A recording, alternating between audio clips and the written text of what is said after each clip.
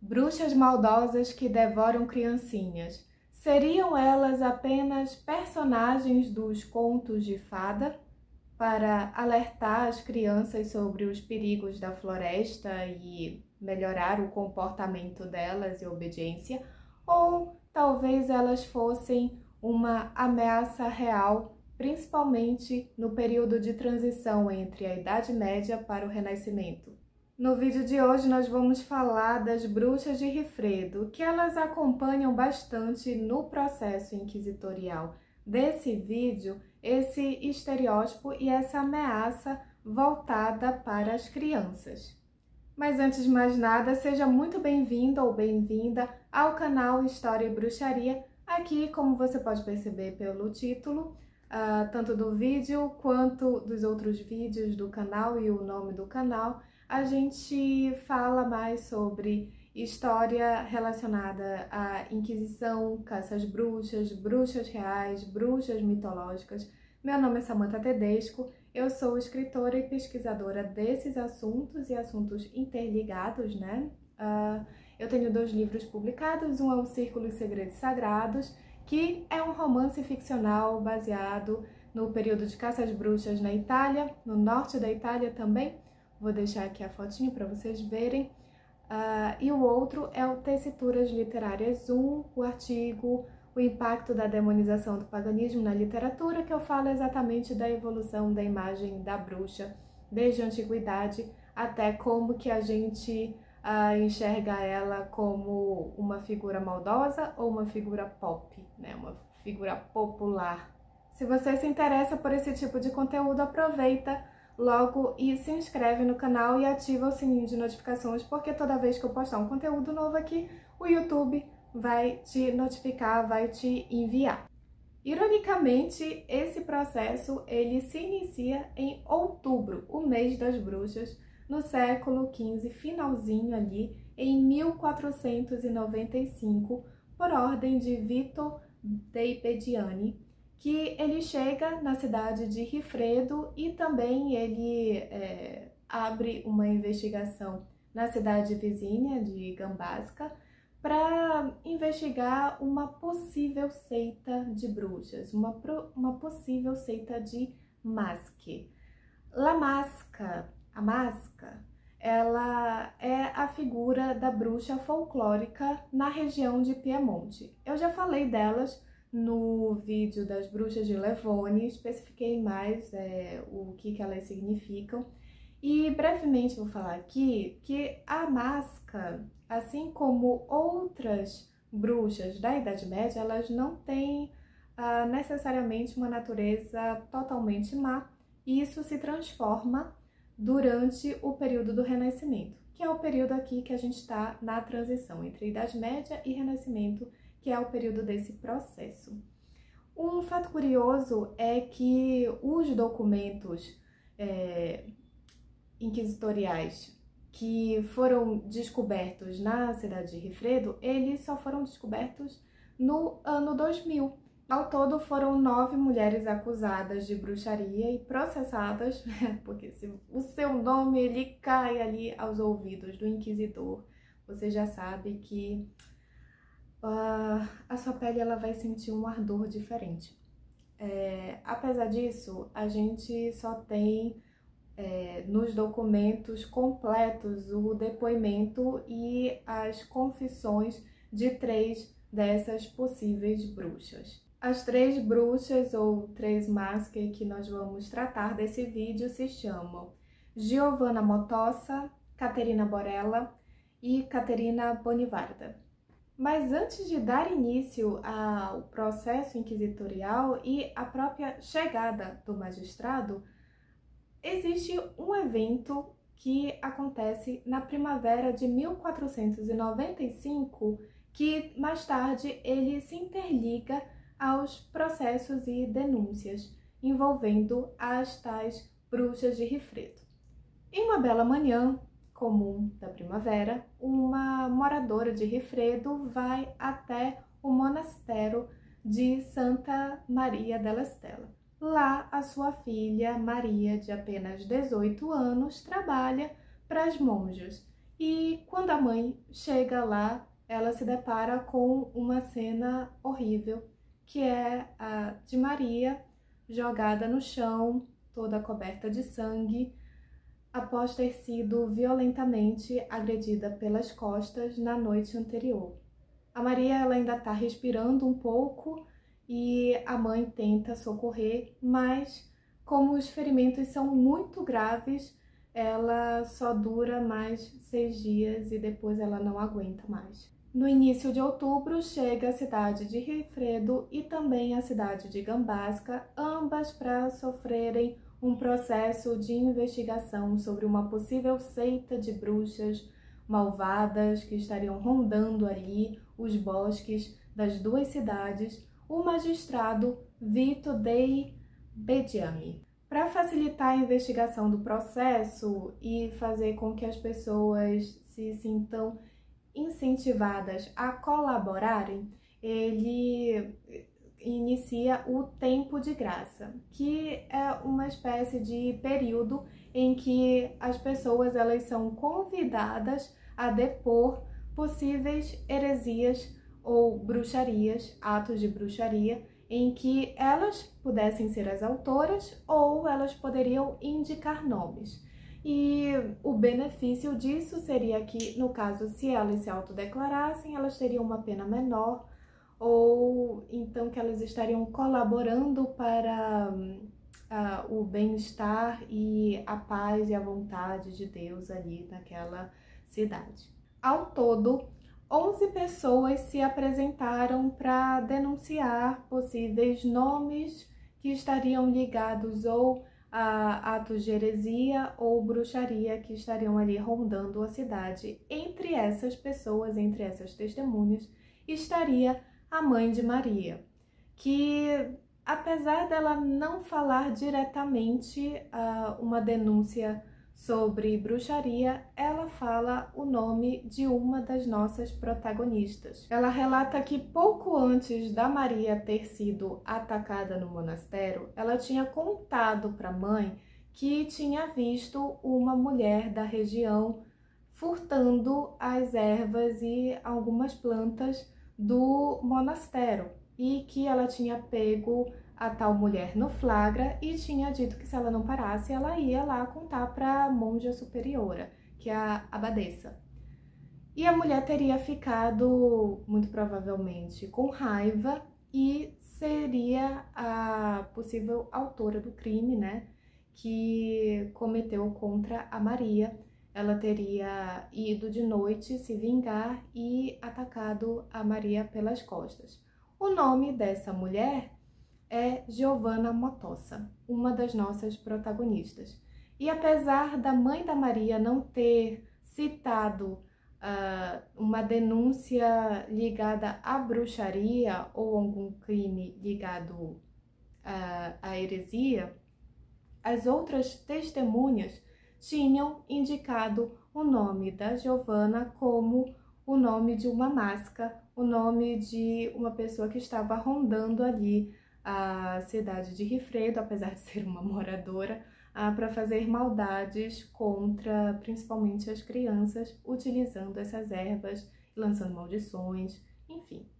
Uma informação importante é que, além da mãe da Maria, o capelão do monastério foi informado pela Maria sobre o fato que ela tinha pego lá a Giovanna em flagrante, furtando as plantas e as ervas muito específicas do monastério, e que ela ia falar também para a abadesa, mas ela não teve tempo. E quem é essa Giovanna Motossa?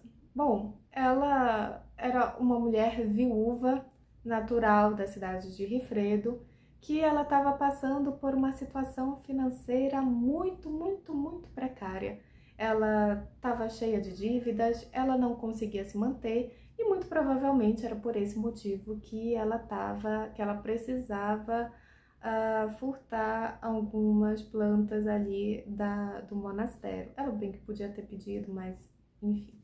A situação dela era nada boa e ela já era viúva há bastante tempo. Inclusive, ela tinha uma filha já praticamente adolescente. A Giovanna foi interrogada e presa no dia 9 de outubro daquele ano. E quando ela chegou lá na frente do inquisidor e ele começou a perguntar para ela se ela se declarava culpada ou inocente, ela não apresentou nenhuma resistência e ela confessou absolutamente tudo. E não somente ela confessou, como ela deu detalhes sórdidos de como que aconteciam os rituais satânicos e como que era o relacionamento dela com o seu demônio pessoal. Ela contou que em determinado momento, em uma determinada noite, enquanto ela estava sozinha na cama dela, chorando e sofrendo, desesperada porque ela não sabia o que fazer com a situação em que ela se encontrava, apareceu um homem, que no caso seria, né, um demônio, próximo a ela, próximo à sua cama, vestido totalmente de preto, com uma aparência de meia-idade, meia estatura, e com o rosto bem pálido, com uma voz rouca, e disse que queria conversar ali com ela, perguntar como que ela estava se sentindo, que ele sabia que, evidentemente, ela não estava bem, e em determinado momento ele oferece para ela riqueza e felicidade se ela aceitasse fazer um pacto com ele, em que ele se tornaria o seu senhor, o seu mestre e o seu amante, e ela deveria renegar a sua fé cristã. Ela que já estava numa situação que provavelmente ela não conseguiria ajuda de outra forma, resolve aceitar.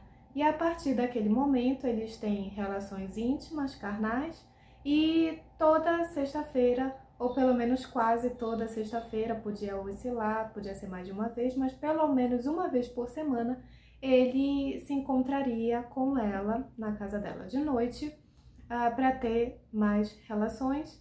E a Giovanna é bem específica quando o magistrado pergunta se ela gostou, se ela teve prazer, e ela disse que não foi exatamente confortável porque o membro do demônio dela era, nas palavras dela, era tão frio quanto um pedaço de gelo. O nome do demônio pessoal da Giovanna era Martino.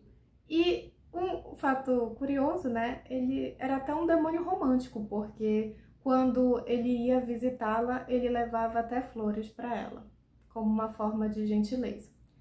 A Giovanna, ela confessa que ela foi responsável pelo fim da vida de várias crianças e do gado de vários vizinhos e de várias doenças. Ela relata, ela especifica muito como ela fez cada uma dessas maldades e que quando ela se negava a fazer, especificamente maldades contra a abadesa, que é a monja superiora do monastério, o demônio dela, o Martino, ele a agredia ou a puxava pelos cabelos até ela ceder ou até amanhecer.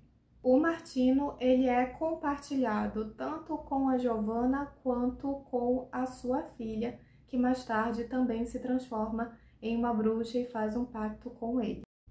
Entre uma das piores coisas que a Giovanna resolve confessar, tá em que um evento de que em uma determinada noite ela vai até o cemitério e ela desenterra o corpo de um bebê que teria falecido na noite anterior por sua culpa, por uma maldição que ela teria jogado nele.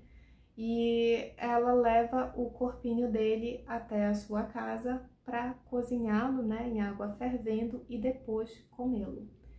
E o que sobraria ela ofereceria ao seu demônio pessoal e depois ela participaria de um ritual com ele para flutuar sob os seus pés.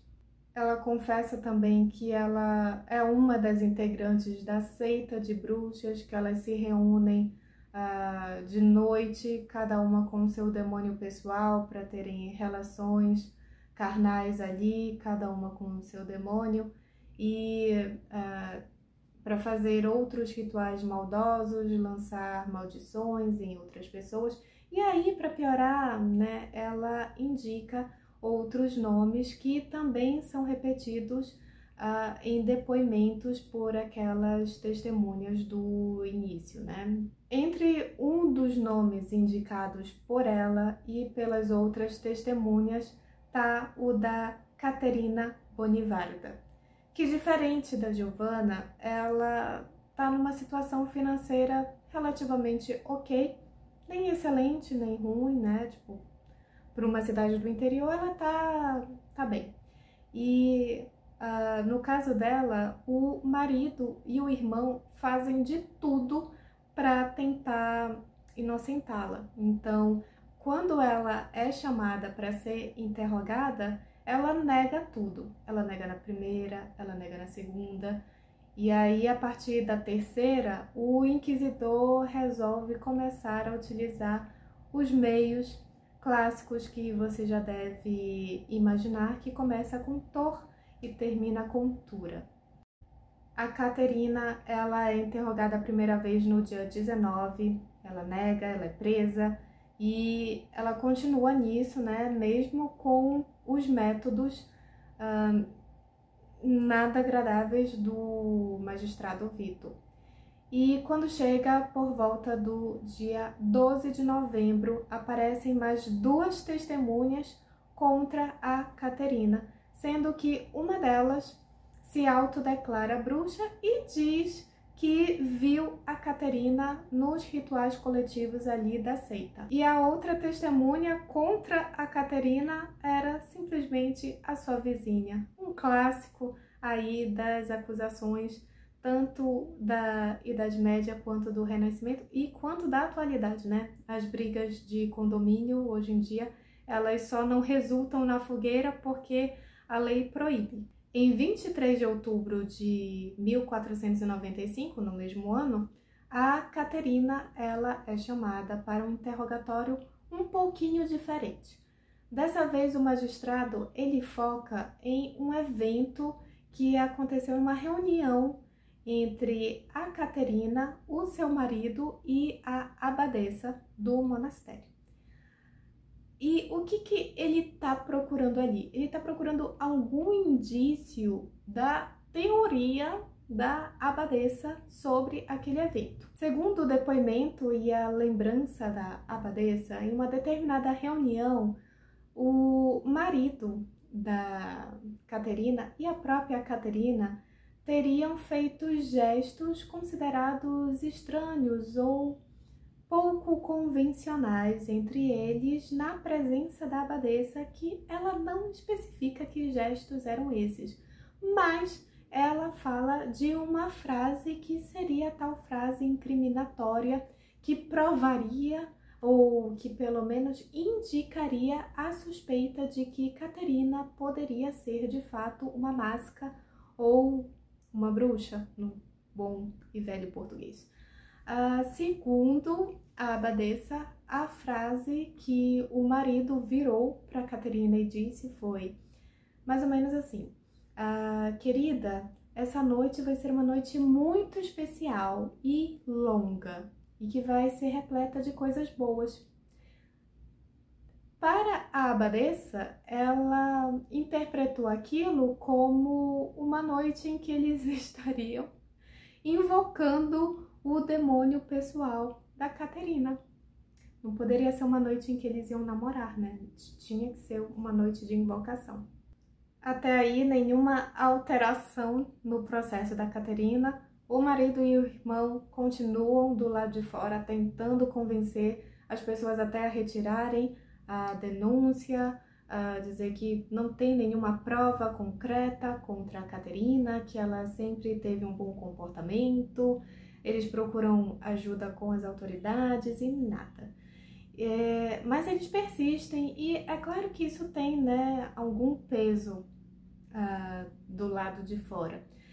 No dia 25 de novembro, ou seja, 2 dias após esse interrogatório sobre o evento da reunião com a abadesa, o magistrado, ele faz um novo interrogatório com a Caterina e ela, que já está assim exausta, resolve confessar, resolve finalmente se declarar uma bruxa, mas no caso da Caterina, ela confessa que ela quase não fez maldades. Ela disse que ela tinha um demônio pessoal, que ele apareceu de uma forma muito parecida com o depoimento da Giovanna, em um momento em que ela estava sozinha em casa,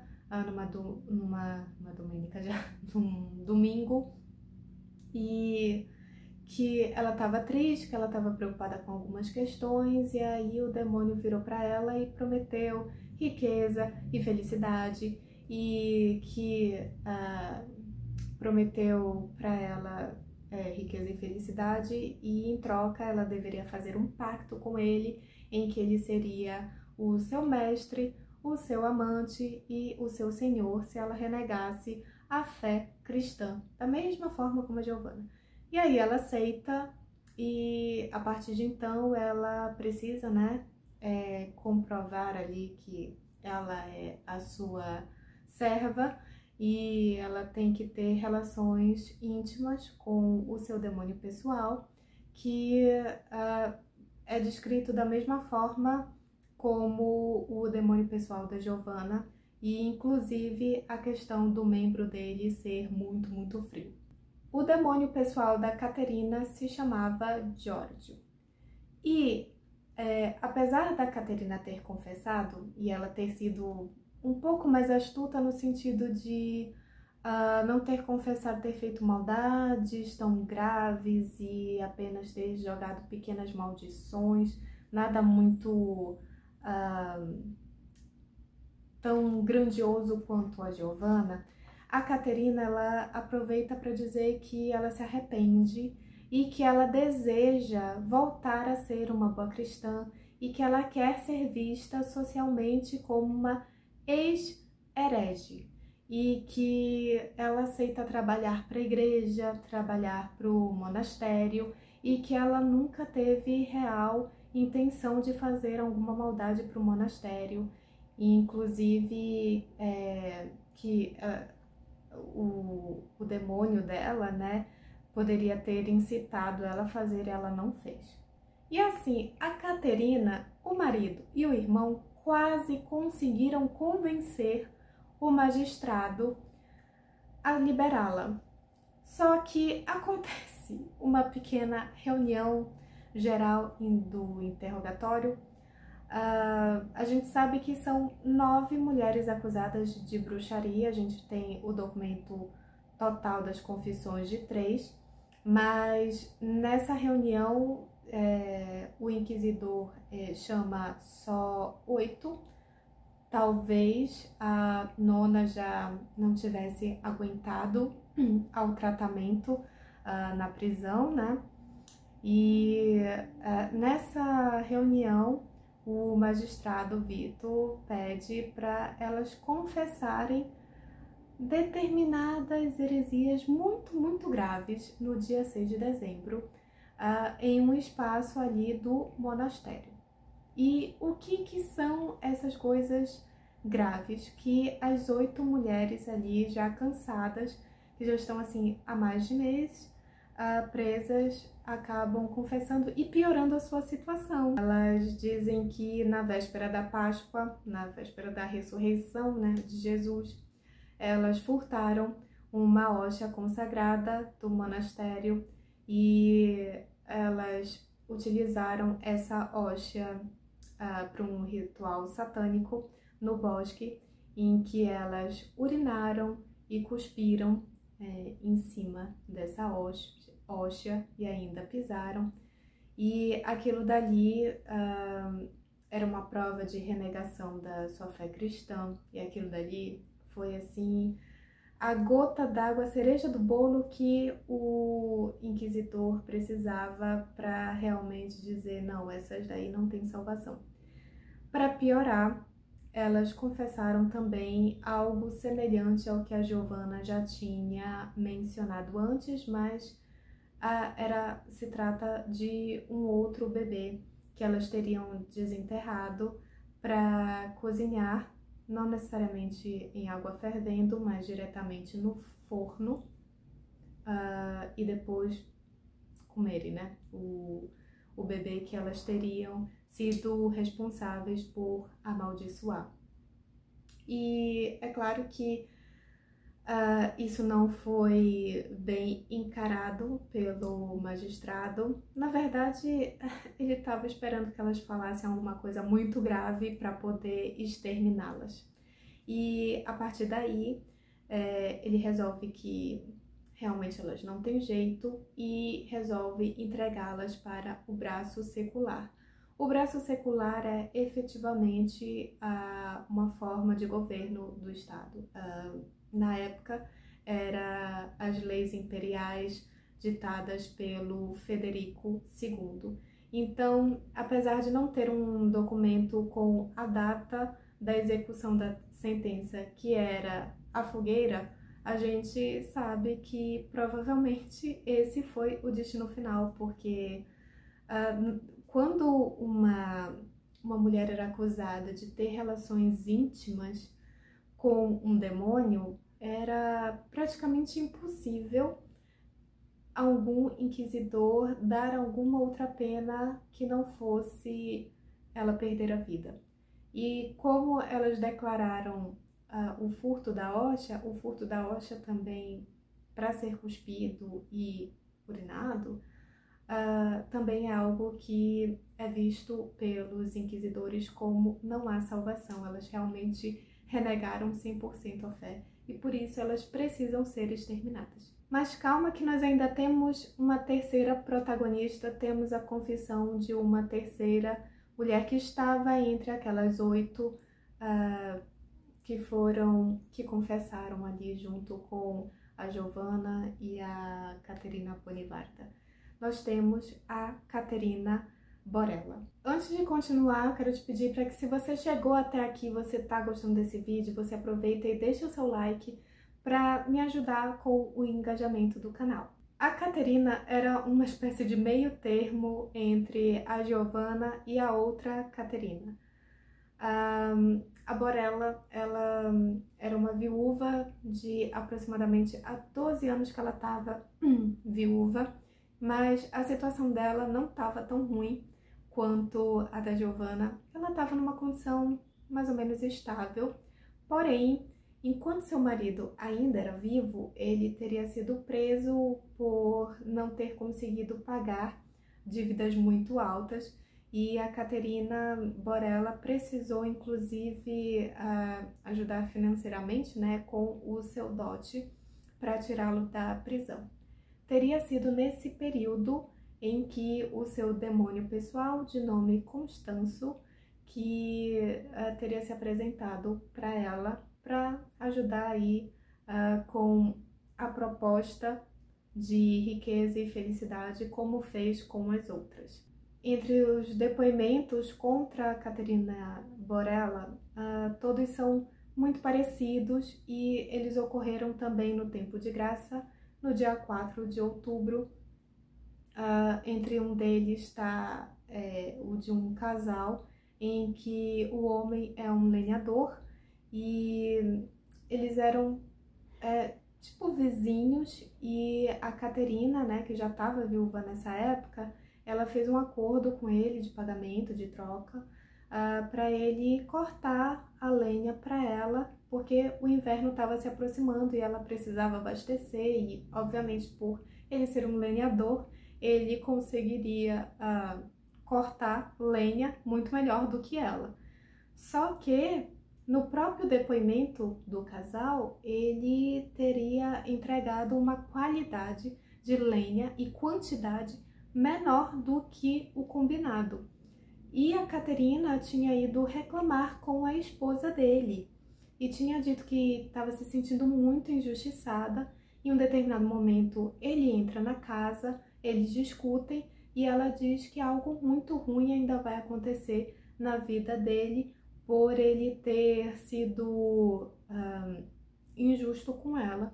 E depois de um determinado tempo, provavelmente, eles não dão uma data específica, mas no período do inverno, o filhinho deles, de um pouco mais de 1 ano e 8 meses, vem a falecer muito rápido, e eles entendem aquilo como um efeito da maldição que a Caterina teria jogado na família deles. Os outros depoimentos são todos mais ou menos na mesma linha, são de discussões sobre negócios mesmo, que a Caterina teria feito com eles.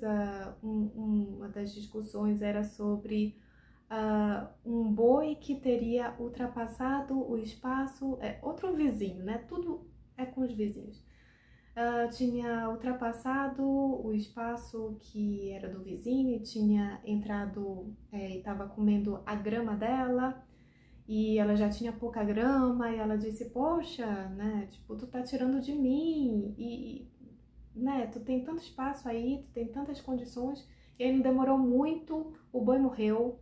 Quando chegou no dia 20 de outubro, a Caterina Borella foi interrogada e presa também, e ela negou tudo. Só que de outubro para novembro, exatamente pelo tratamento que ela recebeu lá, né, que mais uma vez começa com Thor e termina com Tura, ela acabou confessando, embora nenhuma delas tenha confessado tão profundamente quanto a Giovanna, né? A Caterina, ela confessa que ela faz parte da seita, ela confessa que ela tem o demônio pessoal, que ela tem exatamente igual aos outros depoimentos. O membro é frio, o demônio vem visitá-la uma vez por semana para ter as relações íntimas.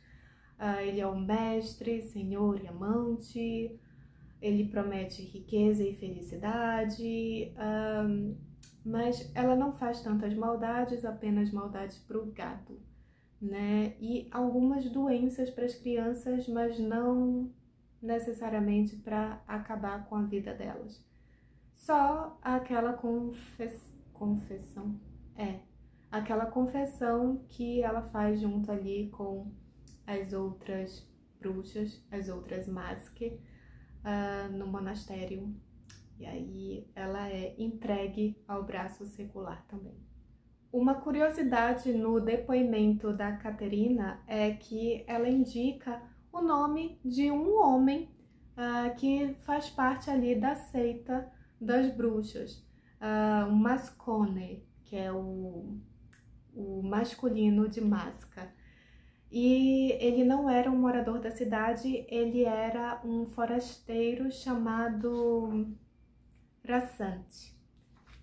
Ninguém cita mais ele, somente ela. Eu imagino que ela estava falando ali no momento de desespero, enquanto ela provavelmente estava sendo, né, interrogada de forma violenta. Então talvez ela tenha falado aquilo só, talvez não, certeza, ela falou aquilo somente para desviar talvez a atenção, não ter que indicar nomes de outras pessoas que ela sabia que teriam aquele fim.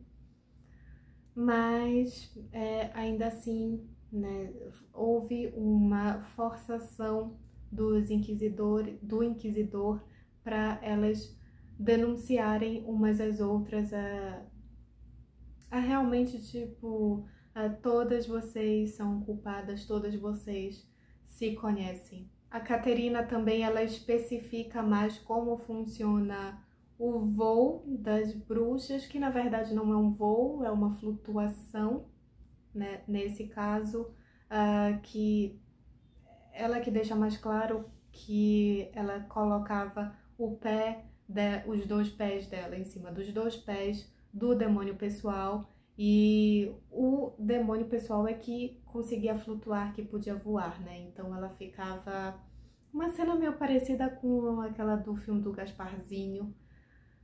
Passava muito na sessão da tarde, não sei se alguém aqui se lembra, que é com a atriz que fez a Wandinha também. Se eu encontrar a cena, eu vou deixar a imagem aqui depois, vocês deem uma olhada, só assim, por curiosidade mesmo.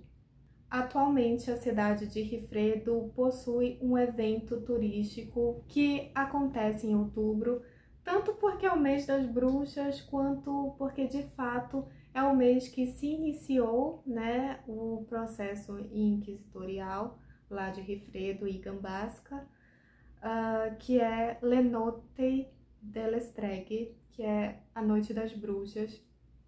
É um evento que acontece desde 2022 e ele tem o objetivo tanto de se recordar, né, da história dessas mulheres que foram, infelizmente, processadas e executadas, tanto uma forma de trazer mais a interação tanto das crianças quanto dos adultos no folclore e no meio lúdico, né, do folclore da figura da Masca, que se você assistiu o vídeo das bruxas de Levone, sabe mais detalhes, né, que eu explico lá o que elas representam dentro da cultura da região de Piemonte. Se você gostou desse vídeo, deixa o seu like e deixa um comentário, por favor. Coloca uma vassoura para eu saber que você ficou até o final, tá bom? Um beijo, te vejo no próximo vídeo. Tchau!